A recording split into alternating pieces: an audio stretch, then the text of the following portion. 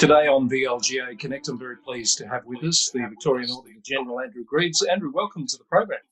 Thanks very much, Chris. Great to be here.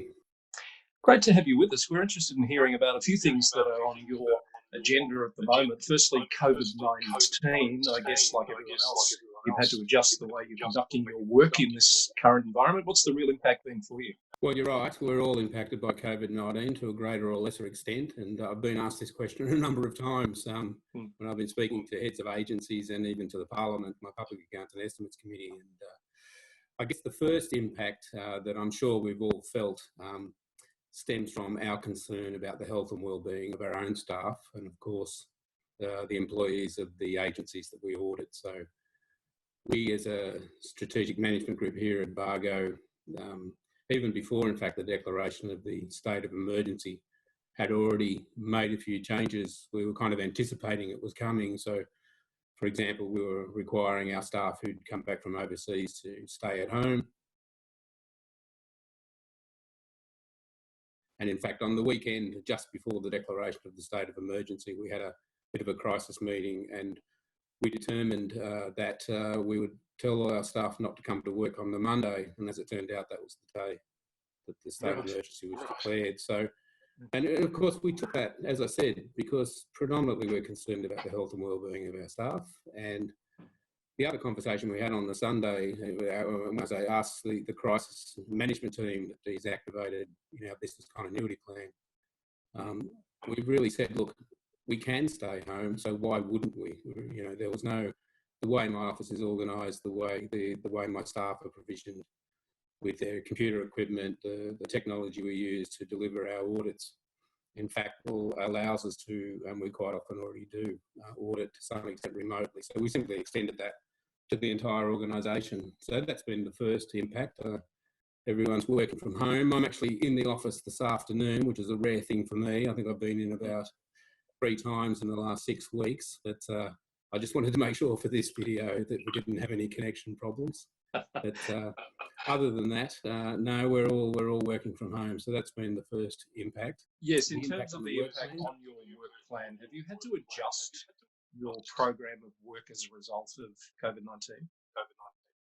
Well, we have, and again, there's 2 ways to respond to that. First, the work that's currently underway, the mandatory work that we have to undertake, which is the financial statement audit work, and the discretionary work we do, which is our performance audit program. So in both those areas, as you'd understand, and we're quite understanding in relation to this, we've experienced some delays and some postponements, and in some areas of our performance audit program, in fact, we've ceased activity altogether. As you can imagine, that's particularly in the health space where we're looking to audit hospitals. Not so much in local government, though. We're finding that we're able to continue with our performance audits and our financial audits. But as I said, it's really just been a matter of adjusting to genuine requests for a bit of a delay here, or give us a few more weeks to respond to that paper there. And we're quite happy to do that. We understand that everybody, particularly early on in the crisis, had other priorities and had to make sure that they were continuing to deliver their services. And so from that perspective, audit took a back seat. And look, we continue to engage with all of our clients, state and local government, and we're receptive to requests.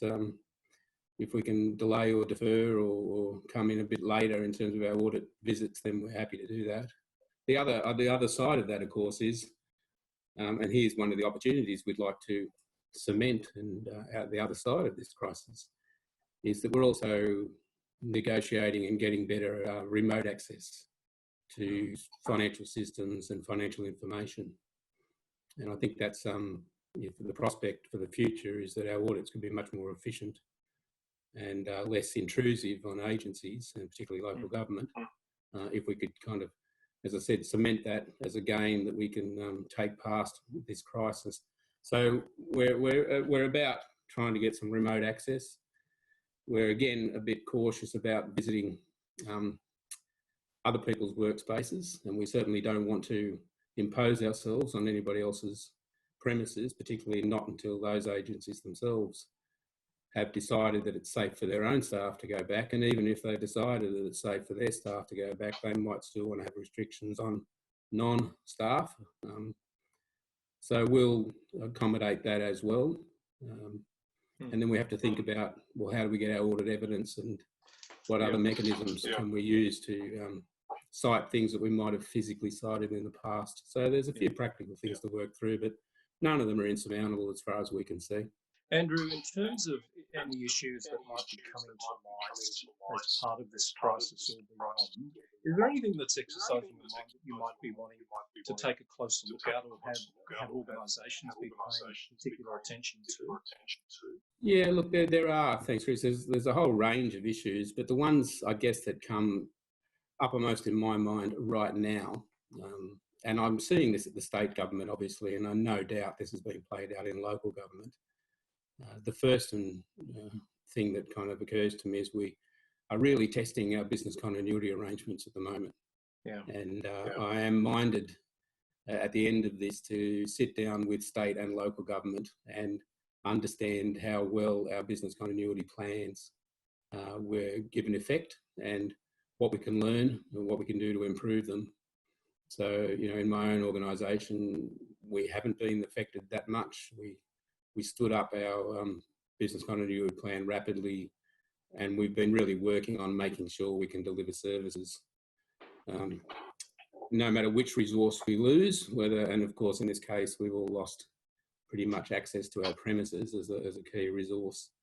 And so I'd be keen to see how councils look at business continuity, how they plan for losing, you know, their staff or their premises or their other assets, their information assets, and how all those different resources interrelated and interacted to continue service provision. So I think that's certainly an area we'd look at both levels of government. There'll be lots of lessons to be learned from that, and some good practices no doubt will come out from that we can share with the sector. The other one that I guess I'm more concerned about at the state government level, but it could, to what extent it's occurring at local government, I'm not sure, but there has been a lot of what we call emergency expenditure, unforeseen expenditure. And I think you had John Watson on a few weeks ago talking about internal control and how important internal control is at any time, but certainly more so at this time than ever. Now, clearly, certain controls won't operate as they were intended, and you kind of compound that with having unusual transactions and events. There's going to be some weaknesses manifest themselves in internal control, and we just want to make sure that the expenditure at the end of the day withstands scrutiny, and that there's appropriate accountability and transparency on expenditure. I'm glad you mentioned the chat we had with John Watson. For those who haven't seen that, look out for that as a separate episode of VLGA Connect, which is particularly looking at the role of audit and risk committees at the moment, and what they should be looking for and asking questions about.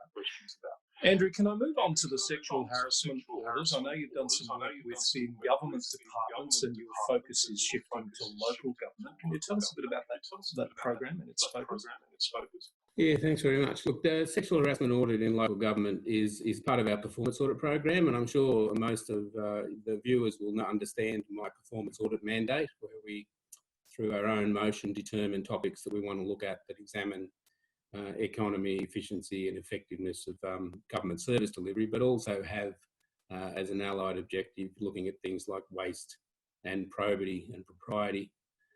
And they can look at government programs, local government program services, or in fact they can look at the things that underpin service delivery. So, you know, the area of good employee relations, and then within that bullying, and then within that sexual harassment is an area that we've looked at, as you said, at the state government.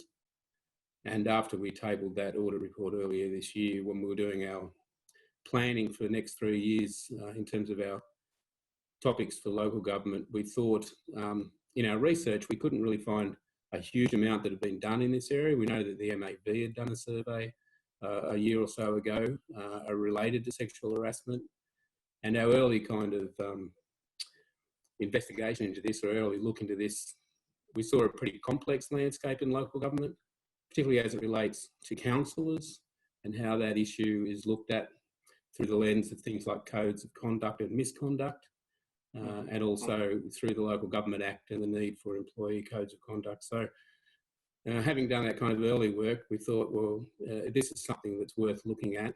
And the audit's actually started, and it'll be mentioned in my annual plan that I'll table later in June.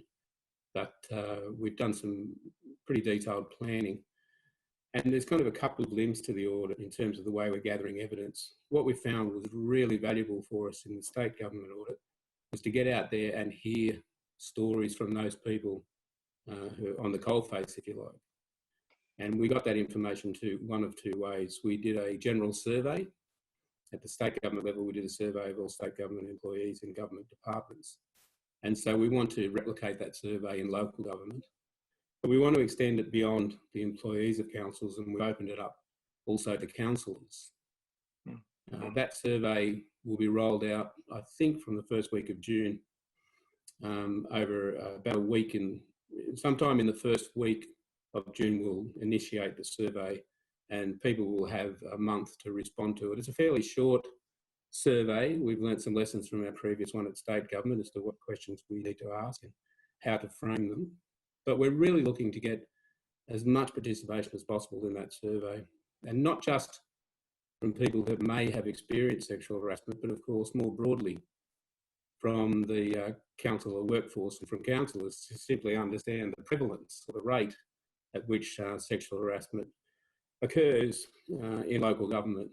I think we'll acknowledge and accept that local government that sexual harassment occurs. In fact, our research tells us that the rate of reporting of sexual harassment is always lower than it actually is. So there's kind of systemic underreporting for a whole range of reasons, which no doubt we'll go into as we go through the audit.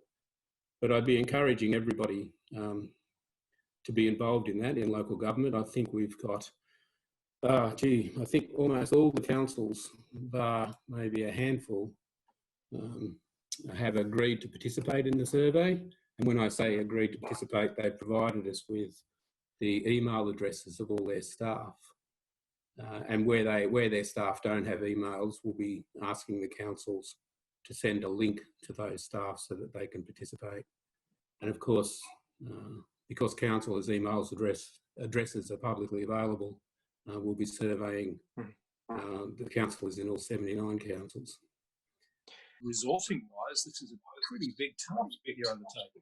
Well, I think most of my audits are pretty big tasks, Chris. When a typical performance audit can cost up to $500,000, but we think it's $500,000 well spent generally when we're looking at these topics, because these are matters of substance. And part of the reason, of course, we have to spend so much money is under the auditing standards. We have to have a level of evidence that provides us with reasonable assurance. So these aren't things that we undertake lightly because of that investment.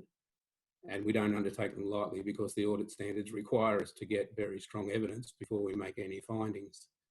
So they're no small undertakings, but as I said, we're well practiced with it with the state government. And of course, we'll be using technology and software to bring together and help us analyse the results from the survey.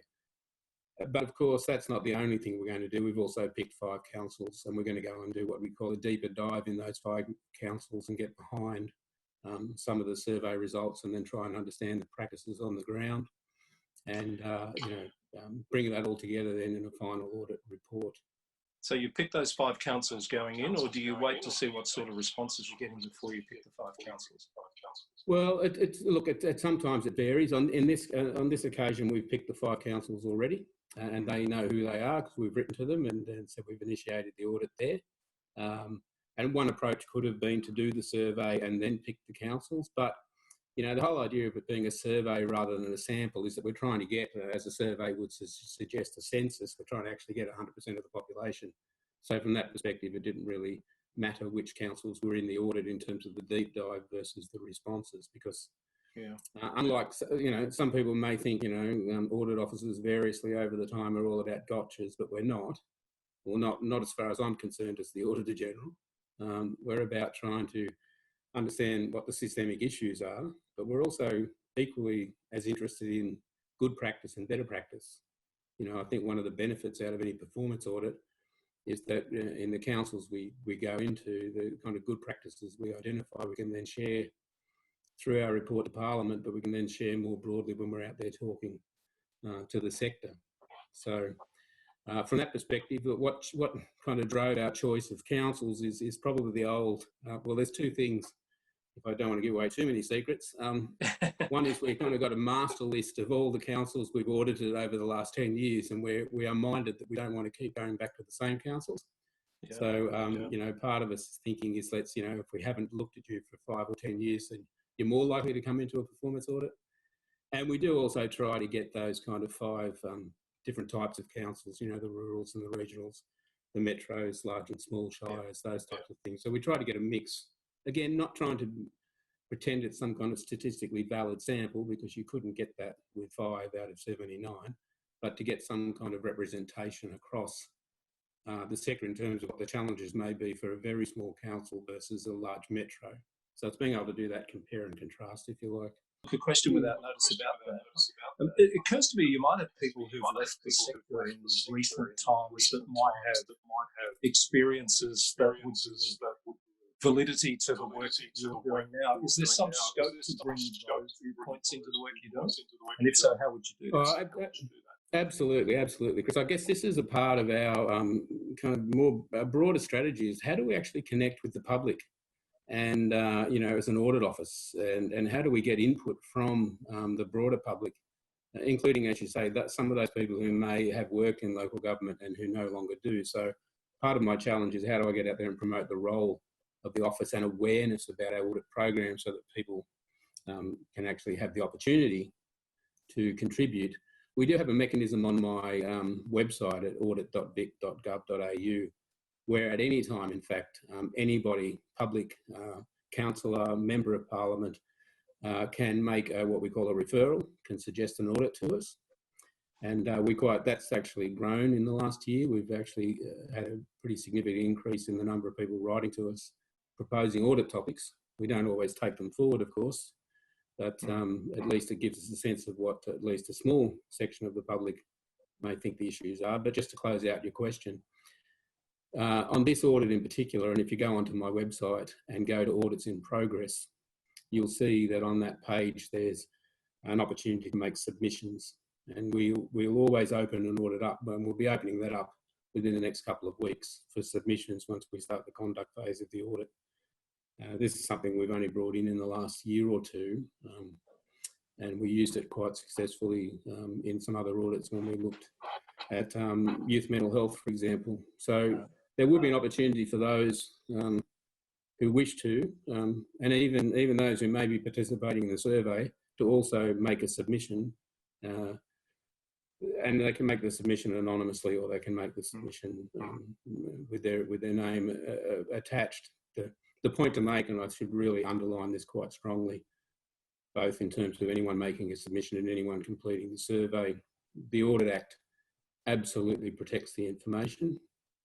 There's FOI, in fact, cannot be used by anybody to obtain any information obtained under an audit. So there's no risk from somebody submitting something and it being discovered through FOI. There's pretty severe penalties in the Audit Act for my staff or myself or anybody else releasing information that's been provided under an audit without authority.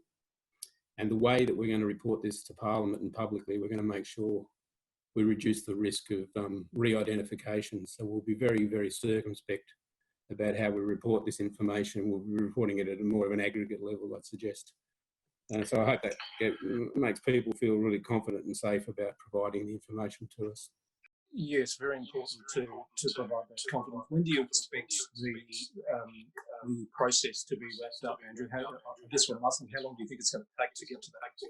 Yeah, look, we would like to, COVID-19 notwithstanding, we always try and get our audits from initiation to tabling done within about 9 months. So this one's been going a couple of months now.